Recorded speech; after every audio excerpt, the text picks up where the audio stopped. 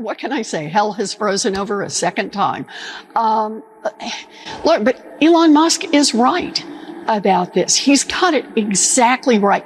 The idea of borrowing $3.5 trillion on the nation's credit card in order to be able to give tax breaks to the likes of Elon Musk and Jeff Bezos and Mark Zuckerberg is financially nuts.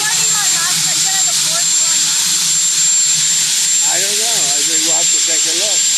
We might have to put Doge on Elon. You know what Doge is? Doge is the monster that might have to go back and eat Elon. Wouldn't that be terrible? He gets a lot of subsidies, Peter. But Elon's very upset that the EV mandate is going to be terminated. And you know what? When you look at it, not everybody wants an electric car. I don't want an electric car. Yeah, so all these cars won incredible awards. So they're great cars and they're American made. Try it. You'll like it. And I'm just saying, beyond the cars, they're great.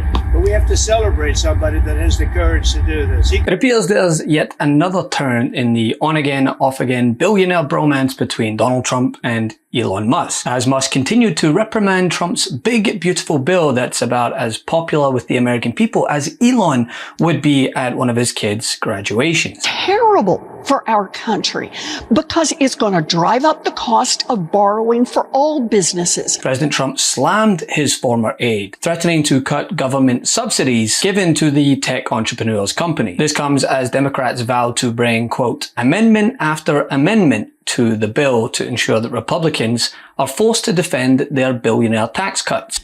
So, Mr. President, over the course of the evening, I may look for an opportunity to speak again. But I'm telling the president that you have been misinformed. You supporting the Senate mark will hurt people who are eligible and qualified for Medicaid. I love the work requirement. I love the other reforms in this bill. They are necessary, and I appreciate the leadership of the House for putting it in there.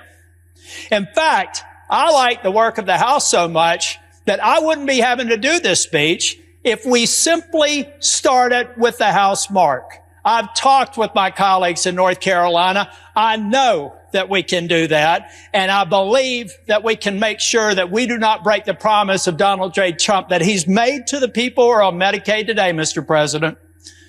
But what we're doing, because we've got a view on an artificial deadline on July 4th that means nothing but another date and time, we could take the time to get this right if we lay down the House mark of the Medicaid bill and fix it. Trump has been forced to defend the bill not only against Democrats, Republicans, and the American people alike, now against his once trusted ally. And it's usually the case with people that Trump flaunts as the best and brightest. He soon turns on them, and out come the insults and threats. In 2016, you said that. I'm going to surround myself with only the best and most serious people. Well, I did do that. This and we time, had tremendous, look, we had the best economy we've ever had. This the world time has ever seen. Your Vice President, Mike Pence, is running against you. Yeah. Your Ambassador to the United Nations, Nikki Haley, she's running against you. Your former Secretary of State, Mike Pompeo, said he's not supporting you. You mentioned National Security Advisor John Bolton. He's not supporting you either. You mentioned Attorney General Bill Barr, says you shouldn't be president again, calls you the consummate narcissist and troubled man. You recently called and Barr a gutless pig. Your second defense secretary is not supporting you, called you irresponsible. This week, you and your White House called your White House Chief of Staff, John Kelly, weak and ineffective and born with a very small brain. You called your acting White House Chief of Staff, Mick Mulvaney, a born loser.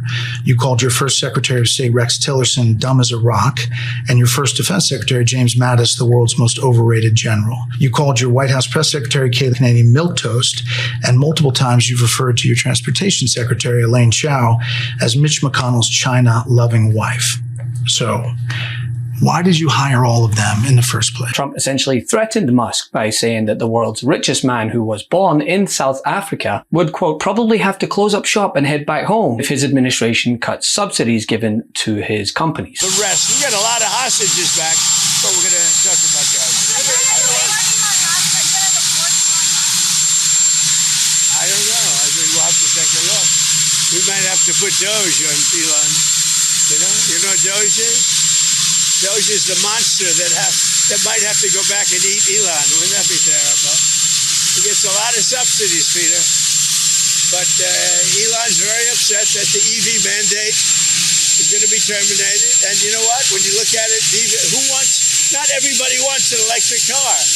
I don't want an electric car. I want to have maybe gasoline, maybe electric, maybe a hybrid, maybe someday a hydrogen. If you have a hydrogen car, it has one problem. It blows up, you know? So I'm going to give that one to Peter. I'm going to let Peter test it out. Musk responded shortly after, saying the Republican leader should follow through on his threat and cut the subsidies given to his companies, saying, quote, I am literally saying, capital letters, cut it all now. Now, the latest back and forth only further reiterates the disconnect between factions of the Republican Party, with many GOP leaders eyeing 2026 midterm congressional elections notably divided over the package, which, as has been stated, would strip healthcare from millions, targeting the poorest Americans and adding $3 trillion to the debt, despite what Trump's chief propagandist Caroline Leavitt would have you believe. Well, can you respond to the CBO estimate that the Senate bill would increase the deficit by nearly $3.3 trillion? This is one of the most fiscally conservative pieces of legislation that has ever made its way through Capitol Hill. There's $2 trillion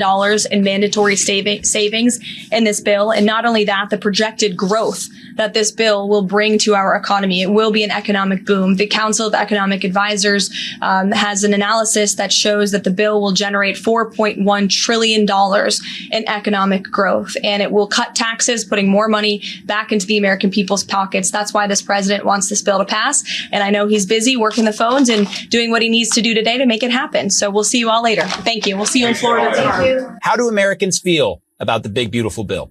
Yeah, if we're talking about adjectives, how about they think it's awful, they think it's horrible, and to quote our colleague Charles Barkley, terrible, terrible, terrible. What are we talking about here? Well, let's take a look at the net favorable rating on the big, beautiful bill. I don't just got one poll for you, Omar. I got 5 of them, and the net favorable rating, minus 19 points, Washington Post, minus 20 points, Pew Research Center, Fox minus 21, Quinnipiac University minus 26, KFF minus 29. You don't have to be a mathematical genius to know that when the net favorable rating of your bill is somewhere between minus 19 and minus 29 points, that it is not a positive bill as viewed by the American public. The American public at this particular point hate the big, beautiful bill. As far as they're concerned, it's not a big, beautiful bill. It's a big, bad bill. And as I said yesterday, there hasn't been a bill so woefully unpopular before it's even passed, not just within ranks of the Democratic Party, but even within echo chambers like Fox News. A whopping 59% of people taken in Fox's poll opposed this bill. Yes. Really got a lot of voters to say, this guy understands us. He understands affordability. We need more of our money to spend it how we want to. But Senator, as it stands right now, the Congressional Budget Office says that the Senate's version of the bill would add something like $3.9 trillion to the nation's $37 trillion debt mountain. And the Committee for Responsible Budget says it's the same thing. How should Americans who are trying to balance their own household budgets by not spending more than they make, how do they view that? Well, let's have confidence in President Trump and the Republican majorities in the House and the Senate to deliver for the American people. The one thing I can tell you, Liz, is that the CBO, the Congressional Budget Office, they were dead wrong in 2017. They said that the Tax Cuts and Jobs Act would actually increase our debt. It did not. It actually increased our revenues. 2018, a 3% increase in revenue. 2019, another 3% increase in revenues. So what we know are the tax cuts actually generates more revenue, not less revenue. What you have to do is control spending. President Trump is laser focused on both. So you can have confidence that the dynamic scoring that's not used in CBO, but is used in where?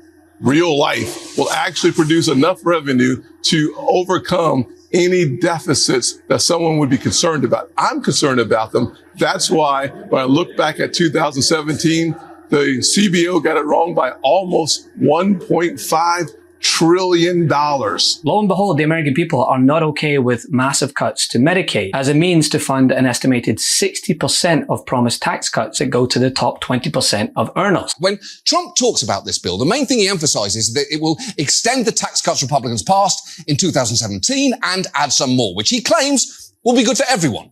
The White House recently said it'll deliver a blue-collar boom, all caps, which sounds like a new special at IHOP tied to the Smurfs movie that'll make you immediately shit yourself. But that is more than a little misleading, because while the bill does contain tax cuts for basically everyone, their benefits are massively concentrated among the wealthiest Americans. In fact, 60% of the tax cuts would go to the top 20% of households. And you should know, just about every independent analysis agrees this bill would add trillions to the national debt. And to the extent the bill's tax cuts are going to be paid for at all, it'll be through slashing programs that benefit the poor. And I want to talk about two key areas they're targeting: healthcare and food assistance. When it comes to healthcare, there are lots of cuts, both big and small. For instance, the bill fails to extend tax credits for healthcare premiums under the ACA, while adding burdensome paperwork that would make it hard for people to remain on the plans they already have. And I know that might not sound like much to you, but it's estimated those tweaks alone will lead to 4.2 million people becoming uninsured, which makes them